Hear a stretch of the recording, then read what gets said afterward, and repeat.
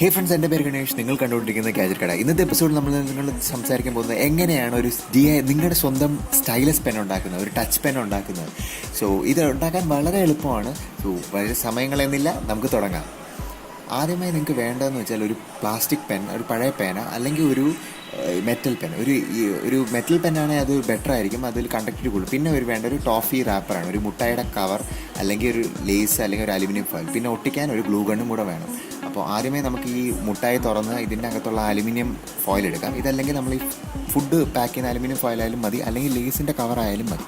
So ഇതാദ്യം എടുക്കാം. എന്നിട്ട് ഇത് നമുക്ക് വെച്ചൊന്ന് ടെസ്റ്റ് ചെയ്ത് നോക്കാം നമ്മുടെ ടച്ച് സ്ക്രീൻ വർക്കാവുന്നുണ്ടോ എന്ന്. ഇങ്ങനെ മടക്കി പിടിച്ച് നമ്മൾ മൂവ് ചെയ്യുമ്പോൾ തന്നെ, ഇത് ടച്ച് ചെയ്യുമ്പോൾ തന്നെ ഇത് വർക്കാവുന്നുണ്ട്.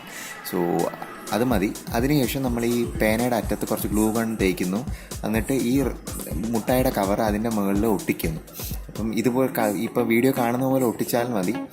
എന്നിട്ട് അതിൻ്റെ അറ്റത്ത് ഒരു ഉണ്ട പോലെ ആക്കി വെച്ചാൽ മതി. അപ്പോൾ നമ്മൾ ടച്ച് ചെയ്യാനുള്ള എളുപ്പത്തിന് വേണ്ടി. അപ്പം അതിനുശേഷം ഇത് എല്ലാം നല്ല രീതിയിൽ ഒട്ടിക്കുക. അപ്പോൾ അത് ഇളകിപ്പോയിരിക്കാൻ നല്ല രീതിയിൽ ഒട്ടിക്കണം.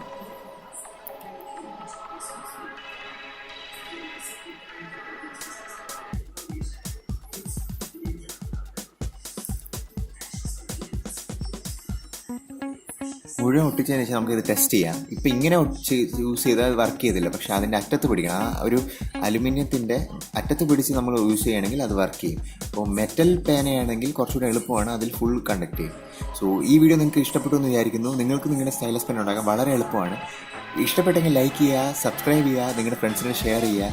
ആൻഡ് മറക്കരുത്, സബ്സ്ക്രൈബ് ചെയ്തിട്ട് ബെൽ ഐക്കണും കൂടെ അമർത്തണം. സോ അടുത്ത വീഡിയോ വരെ ബൈ.